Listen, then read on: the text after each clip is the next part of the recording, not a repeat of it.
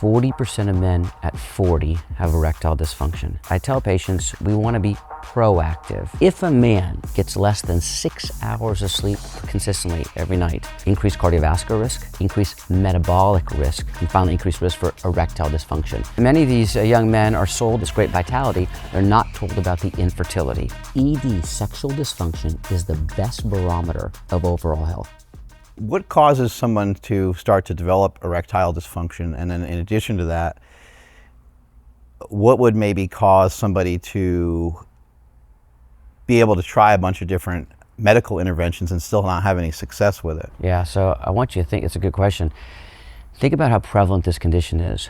40% of men at 40 have erectile dysfunction. 47 over here. 40% of men at 40, 50% at 50, 60% at 60, 70 at 70, 100 at 100. No choice. Think about this. I can't think of another condition that's more prevalent in men's health, right? And the mnemonic I teach the residents is VENT, vascular, endocrine, neurologic trauma, meaning vascular meaning blood flow. Poor blood flow in, poor blood flow out, right? Endocrine meaning maybe your testosterone, your hormones. Neurogenic meaning nerves, Parkinson's. And then trauma. Medications can do it. Beta blockers are notorious. How many people are on beta blockers? Notorious for shutting your sexual function down. Antidepressants shut your sexual function down. A lot of people on a lot of those too. antidepressants, right? So you got to think. Sometimes cholesterol medications? They can, but we used to say that cholesterol could theoretically, but there's some data now to show the opposite. Maybe that cholesterol could, because it would help decrease the cholesterol in the arteries and the plaques, and therefore improve blood flow. Right. But diabetics, 4 times more likely to have ED than any other population. So there's a lot of conditions, and I tell patients we want to be proactive. Don't come to me when Doctor's got a bicep vein, by the way. Okay. We got to appreciate That's okay. that. Yeah. Don't come to me when you have full-blown ED. It's preventable, right, down the spectrum. And the 4 pillars I tell everyone are diet, exercise, sleep, and stress reduction. I don't have a pill on the planet stronger than diet, exercise, sleep, and stress reduction. And if you and I, we could both do better on all 4, right? If you, right? Everybody can. If you focus on one of them, it would have a profound impact on your sexual function, also your health and your life, right? Your lifespan. So we hit them pretty hard on the 4 pillars, diet, exercise, sleep, and Sleep stress. apnea is probably a big one. It's a big one. So there was one study that showed that men who present with ED, up to 55% could have occult sleep disturbances or sleep apnea, 55%, right? And sleep apnea has other implications. Sleep apnea is associated with low testosterone, right? So remember, when you have, the brain sees less oxygen, it releases less LH from the pituitary. That LH decreases your testosterone production. If you fix the sleep apnea, increase the nocturnal oxygen levels, T levels can go up. Right, so sleep is critical. And a lot of great things are happening when you sleep. You're regenerating, you're getting the proper rest. Also, blood flow is probably a big thing when you're sleeping, and then everyone knows about morning wood. Yeah. And hopefully you're waking up with that. Right, your testosterone levels are highest at night. That's why when you wake up in the morning, most people have a morning erection, right? High levels, we make our testosterone when we sleep. But if a man gets less than 6 hours of sleep consistently every night, several things happen. Increased cardiovascular risk, increased metabolic risk, meaning obesity, diabetes, increased risk for inflammation, and finally increased risk for erectile dysfunction. You gotta sleep. Everyone's looking for this magic fountain of youth, this supplement, that supplement, this pill.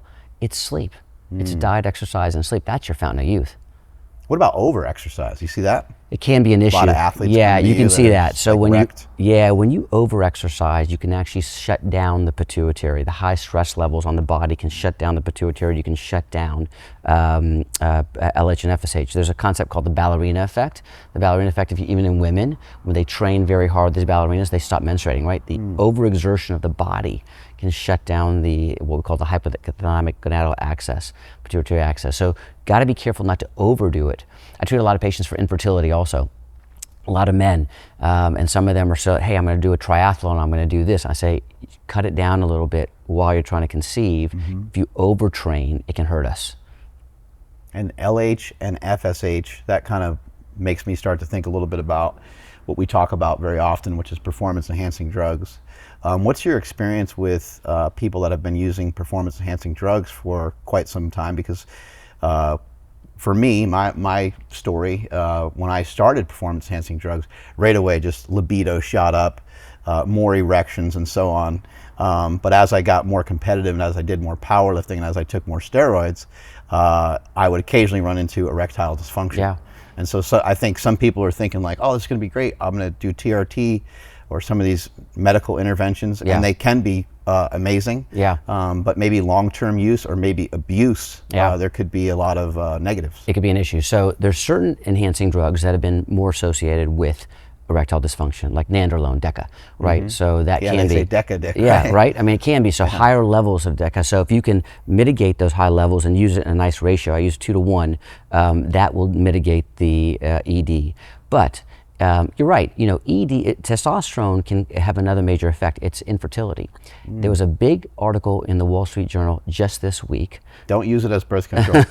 Right, don't use it as birth control, but there was a big article in the Wall Street Journal this week saying that many of these young men are sold about, it was called vitality, they're sold about this great vitality, they're not told about the infertility. They'll come into my clinic, they've been on a testosterone supplementation for years, and now they say, I never was told that I can't have children or it would shut me down, so what do I do? So we published a study many years ago showing how we reverse it. And you can use HCG. HCG does help, right? You can use Gonal F. You can use Clomid. These are medications that kickstart the testicle to start producing more testosterone and sperm. But you have to be very careful when you use these exogenous testosterone products because many people are never told that they could become infertile. Some people are told, hey, if you stop, you will recover. And that's true. You may recover, but you may not recover to baseline. So let me give you an example. Average man's making 80 million sperm per milliliter. I put them on testosterone high dose, maybe say 200 milligrams a week. Within 3 weeks, you shut them down pretty quickly. Keep them on testosterone for a long time. I stop it, and he gets back up to 20 million. Yes, he did recover, but he's 1/4 as fertile as where he started. Right. Right? So that's an important point. I've seen that happen just with myself in terms of, not in terms of getting like fertility checked, but just in terms of how I felt. So, you know, I was on stuff for years and years, and then I had my son Jake before I ever went on anything, and then I had my daughter Quinn after years of powerlifting and being on performance-enhancing drugs. And so I discontinued them for about 2 years. And in that time span, muscle mass-wise, strength-wise, I was worse off than I was when I was natural, because it might take a long time to recover, a really long time. Right, and a lot of these patients who've been on testosterone for a long period of time are typically what I see used to a higher level of testosterone. The body kind of gets used to a higher level that you're blasting. Yeah. So when you put them back into the normal range at 400, 500, 600, let's say, they're saying this is low for me, and I just don't feel what I used to feel at that normal level. They're used to a higher level. You know, the body's pretty interesting. You know, we talk about the more T, the better. And that's not necessarily true for certain body parts like libido and energy. But for muscle mass, it is true. So when the body sees more T, it tends to upregulate more receptors in the muscle, androgen receptors. So that is the exception. But when someone says to me, hey, you know, my levels are 800 and I have good libido, I want to go to 1600 for more libido. I say no. There's a plateau effect. My erections are better at 500, I want to go to 1000. No, there's a plateau effect. Every body part typically plateaus. Muscle is the exception. Muscle is the exception. And each person, our makeup is so different that somebody could be doing great with even testosterone levels that are only like 200, right? Yeah, that's such an important point. We have this number called 300. That's the magic number that if you're below that number, you suffer from low testosterone or hypogonadism. That number is made up. And you might have a bunch of subsequent other numbers that we're not really looking at, or maybe for whatever particular reason, maybe your body just responds great off of 200 testosterone. Right. And remember, the body mainly cares about the free testosterone, not the total, right? So the free is all that matters. So many years ago, I said to myself, this doesn't make sense. If I'm 290, I should feel bad. And if I'm 310, I should feel good. And we're all different. So many years ago, about 17 years ago, we started taking the blood from every patient that comes into our clinic, and I send it to my lab. I have a basic science lab, and we look at something called the CAG repeats. The CAG repeats are in the DNA of the androgen receptor, and it tells you how sensitive your testosterone receptor is. Oh, wow. So what we found was those men who have very sensitive receptors they don't need that much testosterone. Those men who have very insensitive receptors need more testosterone. We're all different. Maybe your cut point is 500, maybe mine's 350, maybe his is 250, right? Everybody is different. You cannot have one number for everybody, right? And part of it's our genetics. Some people need more to feel better. So when someone comes into my clinic and I take him from 250 to say 550 and he says, I still don't feel it, maybe he needs to be at a higher level. So we will take him to the upper quartile of normal because maybe he needs a higher level to feel better. And sometimes many people do. So I just think that it's important to realize we're all different. We all have different numbers. You can't use one number for everybody. Yeah. So we got exercise and sleep, obviously better nutrition. All these things are super critical. What about supplements and what about pills? Because that's, I'm sure people are always asking like, yeah, but doc, like still I want to, be able to feel like I'm 25. Yeah, I think the art is finding out which supplements are truly beneficial and which ones aren't. And there are claims everywhere, and people are very confused. Like nitric oxide. Yes, I mean, there's a lot. Enhancers and so on. There is. Now, there are certain amino acids that I think may be beneficial. It's arginine, carnitine, and citrulline. Arginine, carnitine, citrulline. Each one independently has been shown to help with sexual function, particularly in the use of like Viagra-like drugs. So Viagra plus arginine may make the Viagra work better. Viagra plus citrulline may make so I said, why is that true? Because if you look at a biochemistry textbook, if you mix arginine, carnitine, and citrulline in a petri dish, you get nitric oxide. It needs all three. So those are the building blocks, right? So we do encourage patients to take arginine, carnitine, citrulline to increase nitric oxide for blood flow. And that's not only for penile blood flow. That's your heart, that's your lungs, that's your periphery. And so we use those amino acids. Those I feel pretty good about. I saw a comedian one time, he was talking about how his mom, the way that she got him to eat vegetables was to say that it's going to make your penis bigger. And he's like, so here I am stuffing down vegetables every time I invite a girl over the house. Is there any, like I hear people talk about beets and these different foods. Is there any food that seems to be connected with perhaps not necessarily just erections, but maybe better vasculature or nitric oxide production? The one that's been most studied and been shown to be most effective is the Mediterranean diet. If you look at the Mediterranean diet pyramid, it's not the one that's best for weight loss, because weight loss diets, like Atkins, will tell you to stay away from carbohydrates. In the Mediterranean diet, it's rich in carbohydrates at the bottom of the pyramid, right? Legumes and vegetables, chicken, fish, once a week, red meat at the top of the pyramid once a month, right? That's the pyramid, right? And then alcohol in moderation up to 2 glasses, right? And that Mediterranean diet has been shown in numerous studies, one, to improve erectile function, it's already been shown, diabetes, cardiovascular disease, preventing a repeat MI in patients as well. If you look at there's 7 blue zones in the world, people would live the longest. The Mediterranean diet's been used in those zones as well. So I like the Mediterranean diet, but it's not for everybody. You have to be very customized because, for example, the Mediterranean diet's very heavy in oxalates. And if you are a person who already has high oxalates in the body, the Mediterranean diet's not for you. So I am now using a functional dietitian who needs to customize that diet for just you. That's great because some people are going to eat like some people might be allowed to have, say, like some bread on their diet or something like that, but then it causes them to kind of go haywire. And then they eat crappy on the whole weekend, they overdrink, and they're like only partially on this Mediterranean diet, which isn't great. Yeah, but you want to customize the diet, right? You really you can't just tell everyone, just pick this diet for everybody. Really should be customized. I really feel that diet is so important. I mean, if you look at illnesses, if you look at weight loss, even 80% of weight loss, I think, is just diet. It's what you put, you put in your mouth dictates a lot of your health. I tell people all the time that the food is time. So how much time do you want to spend in here exercising away the maybe poor habits you might have with your food? I agree 100%. So diet's critical. With Mediterranean, we think is very important, but customize it, very important. We talked about exercise. I tell patients, if you look at the studies, it's 180 minutes a week of moderate exercise has been shown to decrease erectile function, right? So decrease your risk of erectile function. And we just published that meta-analysis recently. So I do think it's important. You got to exercise 180 minutes a week. You got to sleep at least 7 hours a night. And it's not just sleeping, it's times percent efficiency. So if you go to bed last night and you slept 8 hours, but you're 20% efficient. I went to bed last night, 4 hours and I was 80% efficient, I will feel much better than you. And think about how that adds up over time. Yeah, you get a deficit, right? So it's really important, and not only is it important to get the hours and the efficiency, but to be consistent on the time. If you go to bed at 10 o'clock every night and wake up at 5 in the morning and you're getting your 7 hours, that's great. But the next night you say, well, I'll go to bed at midnight and get up at 7, still get your 7 hours, but it's not what you want. You want the consistency. So go with the consistency, and I think it's extremely important. Sleep is critical.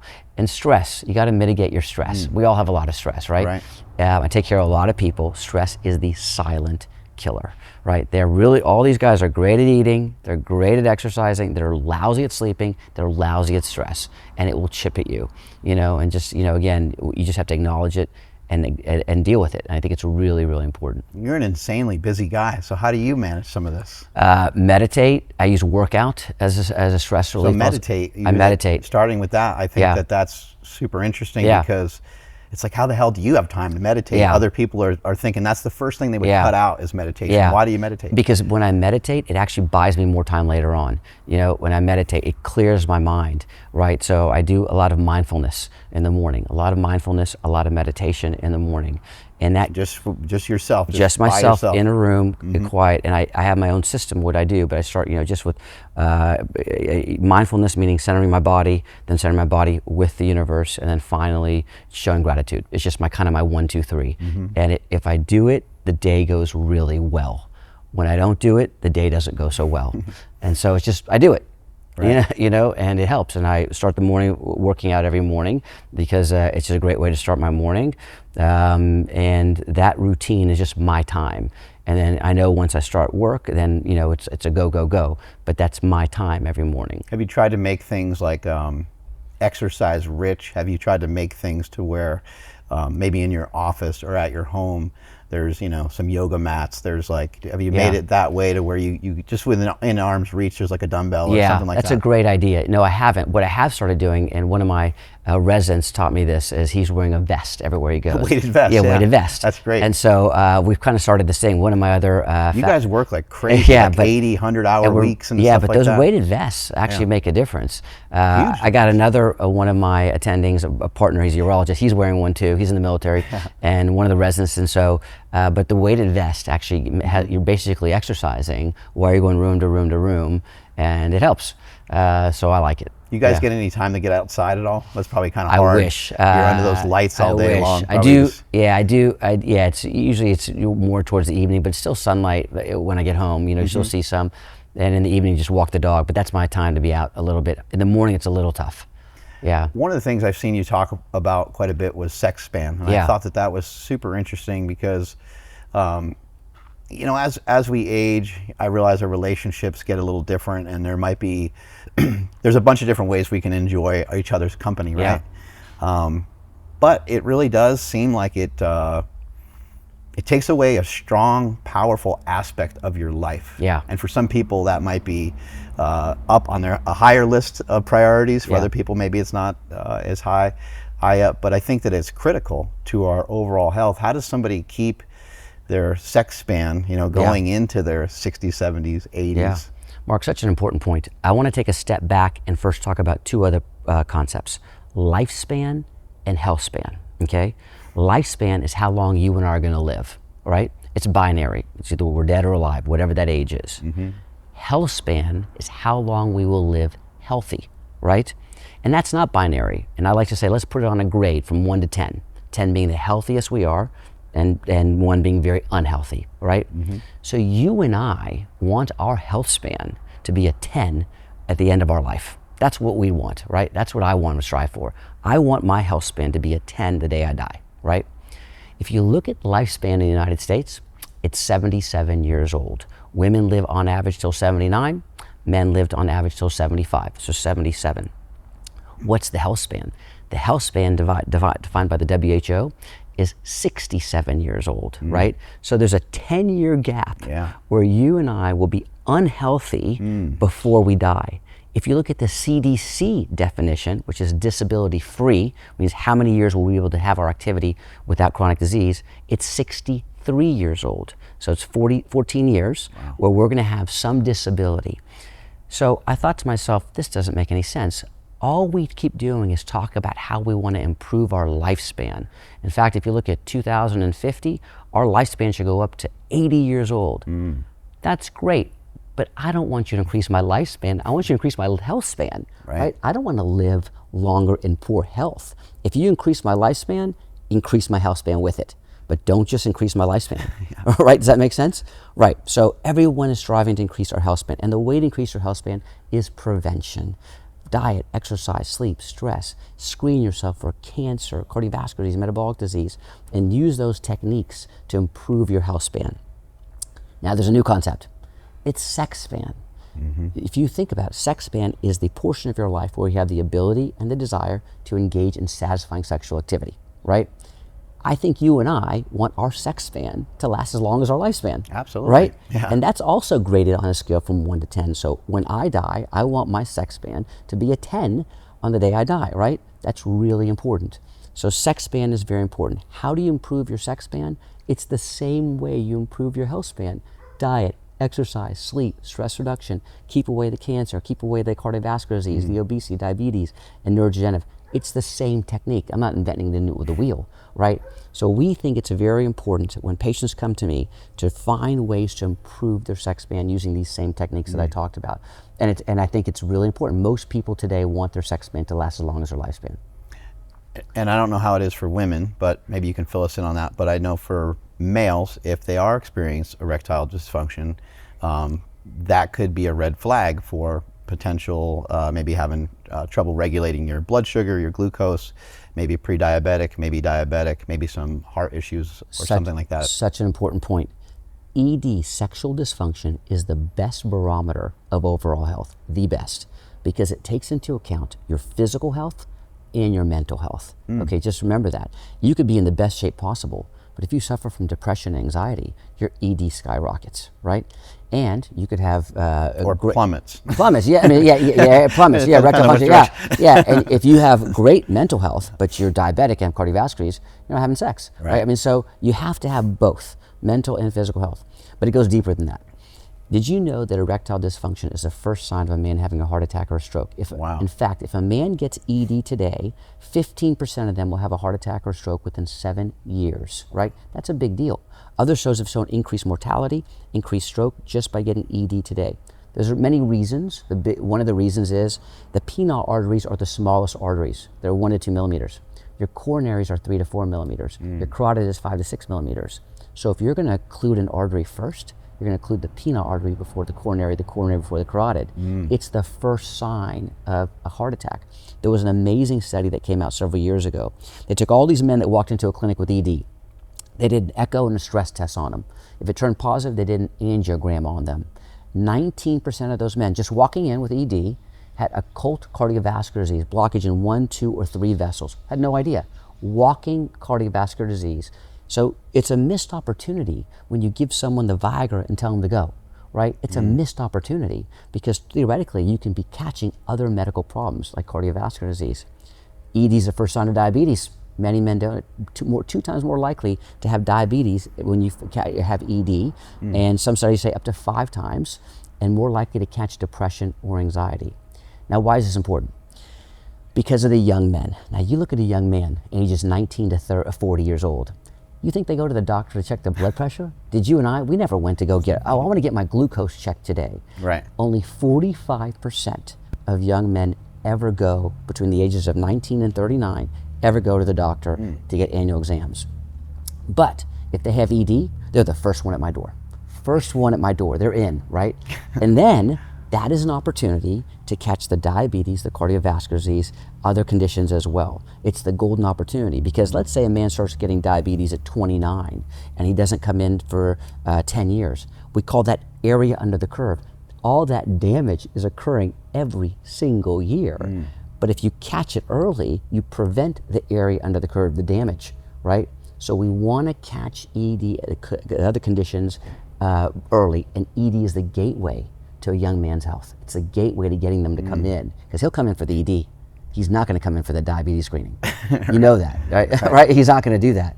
But you brought up another point. What about women, right? Women, we have only a fraction of the studies that we have in women that we do in men, but it's no different. There are emerging studies showing that women who have female sexual dysfunction could have also occult cardiovascular disease. They could have occult diabetes. These women also suffer from depression and anxiety, right?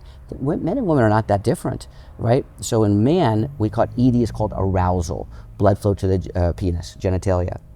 In women, we call this generalized arousal disorder, blood flow to the vagina, lubrication, right? It's very important. It's analogous. So if she's noticing decreased arousal, she could be at increased risk for a cardiovascular event. Decreased arousal could be at increased risk for diabetes. So we want to screen these men and women. It's really important, really important. What are, so for men, a lot of times they might get prescribed Cialis or Viagra. Is there anything that's prescribed to women when they struggle? Very sad. In 2015, if you and I went into the drugstore, said, give me all the drugs for men for sexual dysfunction, over 33 drugs would show up on the counter. 2015, you said, give me all the drugs for women for sexual dysfunction. 0, not one. It wasn't until 2015 when a drug called flibanserin, or ADI, came out. First drug ever to treat women for sexual dysfunction or low libido. Essentially, she takes it every day, and it increases her desire for sex. So she can go to Walgreens, she can pick it up, but it's now commercially available, right? So that's very important. But it was just within 10 years. Yeah. Until then, we had nothing for women. The research we have for women for sexual dysfunction is very poor, right? And many of these women all use off-label medications. For example, testosterone. So if you and I went into the drugstore today and said, give me the testosterone for men, over a dozen products come up. You and I walked into Walgreens today and said, give me the testosterone for women, doesn't exist. Not one single FDA-approved testosterone for women, although we have numerous for men. And testosterone's been around since 1935. Major studies published in women started in 1940, giving testosterone pellets to women, showing benefits. 1941, giving pellets to women benefit. So the testosterone for women, I'm sorry to interrupt, but the testosterone for women would probably just be like much lower dosage. We use 1/10 the dose, and I have to compound it. And fine, I have to compound it. But if you look at other countries, Australia, UK, they have testosterone for women. You can walk into their pharmacy and get it. We don't have an FDA-approved testosterone for women in the United States. Think about it. Women also suffer, just like men, from low testosterone. Women also benefit from testosterone just like men, right? If a woman comes in with low energy, low libido, decreased muscle mass, increased fat deposition, depression, poor sleep, these are signs and symptoms of low testosterone. Many times, women think this is signs and symptoms of menopause. Menopausal symptoms are the same: low energy, low libido, increased fat deposition, decreased muscle mass. And many of these women really are suffering from a hormone deficiency in testosterone. You put them on testosterone, you put them on some estrogen, you put them on progesterone, they feel so much better. Estrogen and progesterone are available commercially for women on label. Testosterones are not, and that's a shame. And testosterone could be prescribed potentially for menopause? Well, if she's low, so remember, in a woman, you got to get tested. You got tested. What's the most common? What hormone is the highest in levels in a woman? It's testosterone. She has the highest levels of testosterone, more than estrogen or progesterone, in her body. And when she goes deficient, why is it not okay to replace it? Right. If she goes deficient in thyroid, it's okay to replace it. If she goes deficient in estrogen, it's okay to replace it. Progesterone, it's okay to replace it. Cortisol, it's okay.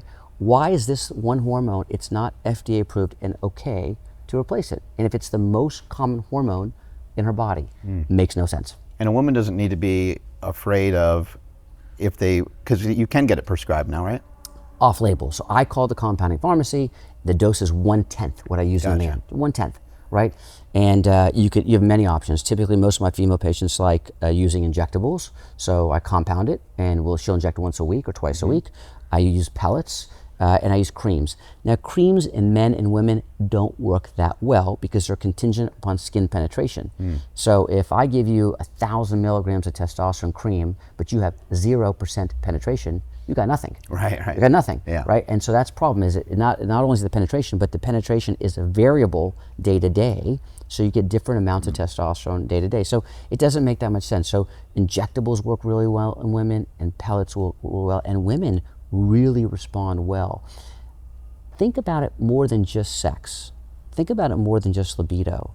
Testosterone is the best test for overall health. In men, let's say if a man has low T, more likely to have a heart attack, non-negotiable, increased cardiovascular risk.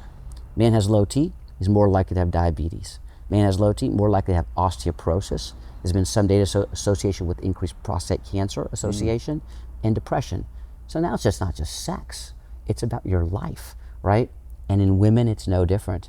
Low T is associated with cardiovascular risk, diabetes, depression, osteoporosis. These are the same thing. Men and women are not that different. So if you want to check one blood test to check overall health, check the testosterone level. It is a great marker. I can't think of another test that's a better predictor of your overall health than your testosterone level. Have you, in helping so many men over how long you've been practicing? 17 years, yeah. Yeah, almost 2 decades now. Have you helped the men, and then the men are like, yo, like my lady needs help, because you know, if their sex span is coming back and their sexual function's coming back, maybe between the couple, maybe some of that has, sorry for the pun, dried up a little bit. Yeah, so I got to give you a story. So when I finished my fellowship in 2007, I was so proud of myself. I was able to get these men these amazing erections, great libido, and they'd go home and they'd have no one to have sex with. Because one woman called me one day and she actually said, look, everything It's was, not like the commercial, you know, the Santa Claus commercial where all the ladies are sitting on the lap, and or the guys, you know, chasing the wife around the house and the wife's all happy. They might not be all happy. Yeah, she called me and she said, look, everything was great until he met you. We had the best relationship. We fight every day. He wants to have sex every day. I don't want to have sex with him, right? And you've ruined our relationship. One woman even threatened to sue me. She said, I'm going to sue you. This is horrible. And I said, she's right. She is right, because what is the point of skyrocketing his libido and leaving hers low? Either leave them both low. Change the dynamics. Yeah, leave them both low. It's fine. Leave both libidos low. Great relationship. Or raise them both, but never raise one libido and sexual function without raising the other. It's a setup for disaster. So if someone comes to you and they're married or they have a significant other, you have that conversation You have in the to beginning. have it. What's the point of treating? Yeah. It's also about the partner at home, right? Not just about the patient sitting there.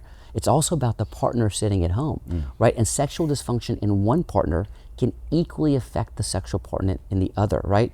And so this is the one condition where when it affects one person, it could actually affect the other. In other words, my hypertension, if I had hypertension, doesn't really affect my wife directly. My diabetes doesn't necessarily affect my wife directly, but my sexual dysfunction will directly affect her quality of life, right? That's really important. And by treating me, I'm actually treating her, and vice versa. So back in 2008, I went out and started learning about sexual dysfunction in women. And I've been treating sexual dysfunction in women now for 16 years, because there's no point in treating a male sexual dysfunction without addressing the partner. It's really important. When it comes to somebody, you were mentioning erectile dysfunction being kind of the first red flag. So somebody has erectile dysfunction, they go to a doctor, they start to get some things checked out, and lo and behold, maybe they have some calcium, maybe their arteries aren't amazing. What are the steps from there, and have you seen people be able to, because my understanding is at the moment, I don't know if there's any drugs that can like zap plaque that's already there, but maybe you have different information. Yeah, so historically, the problem is that, well, let me give you an example. Let's say you walk in and you broke your leg. And Mark, I have two choices. One option is I can give you a Vicodin and you can keep walking, right? That's an option. Keep walking until the Vicodin stops working, or I can fix your leg, right? Viagra is Vicodin. Viagra is just giving you a pill, letting everything keep working until it no longer works. So that is a mistake. That is a mistake, because you're not addressing the problem. You're band-aiding it till it stops working, right? What you want to do is reverse the disease process. The cardiologists way long ago figured out that cardiovascular disease is a reversible process. Dean Ornish study, exercise, lipids, gluten, and you can actually reverse cardiovascular disease. The same is with erectile dysfunction as well. Using the same principles, exercise, diet, sleep, controlling the sugar, controlling the lipids, you can reverse. One of my favorite drugs, though, is daily Cialis. Okay, let's talk about daily Cialis for a second. There's the on-demand Cialis, which I think is just like Vicodin, and you're just treating them for that day, or the daily Cialis.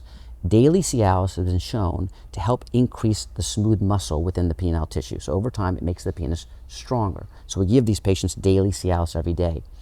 It's FDA approved to help you urinate better, right? So it helps men also urinate better. It's FDA approved to help with something called pulmonary hypertension, right? In the vasculature, in the heart, right? And many studies show that it protects the endothelium, the lining of the blood vessels, which is really important. Even if you stop daily Cialis, one study showed even 3 months later, that protective effect on the endothelium is still persistent. So because of those reasons, I have my patients all on daily Cialis. What can you imagine? Protect your heart, protect your urination, and protect your erections. One pill, right? 5 milligrams a day. And now it's so cheap. You can use HEB, Cost Plus, Mark Cuban, $15 for 90 pills, right? So it's very reasonable, but extremely important. So I really think that that's one of the things that can help men reverse their ED and preserve their erectile function. Because if you were going to get ED at 75, maybe I can shift the curve to 80 or 85 by keeping the tissue healthy. Important point, I think it's really important to catch people on the curve before they come into my office and say, I got full-blown ED. Let's catch them earlier and start intervention to prevent the ED from happening in the first place. And then in the beginning, you were mentioning since like the 70s, they've been doing penile implants. Yeah. And I find that to be super fascinating because I first heard about this maybe just a couple years ago, and it like blew my mind. I was like, I didn't even really know. I've heard of it before, but I didn't really understand or realize how many people get them. Yeah. What's going on with that? So this is probably one of the greatest inventions of all time when it comes to sexual dysfunction. It was invented by Brantley Scott in 1973 at Baylor College of Medicine, my institution. And it's been used now for over 50 years. It's an amazing device. The surgery does not take very long. It's less than an hour. And essentially what you have is the penis has 2 tubes, we call them cylinders, and they're filled with muscle. Underneath is the urethra. When those 2 tubes, that muscle is no longer effective, you can put what we call almost balloons, cylinders in there. And when you have a little pump in the scrotum, you press the pump and water fills those cylinders, and it makes it very hard, right? When you're finished engaging in sexual activity, you reach down to the scrotum, press a button, and all that water goes back into a small reservoir behind the pubic bone. It's extremely effective. Satisfaction rates are well into the 90%, even for patient and partner. But most patients have a phobia of doing the surgery, right? But I will tell you this, most patients who do the surgery will say, I wish I'd done that sooner. I wish I'd done that sooner. Yeah, it sounds terrifying as a guy for somebody to do surgery on you like that. But think about it. Now you're able to engage in sexual activity whenever you want, as long as you want, right? That's a big advantage, right? So you take someone who's not functional and you can make them functional by a simple procedure. So again, I think it's a really, and these penile prostheses continue every year to get more and more advanced in terms of the technology and what we're doing. Now they're antibiotic coated, we have better pumps.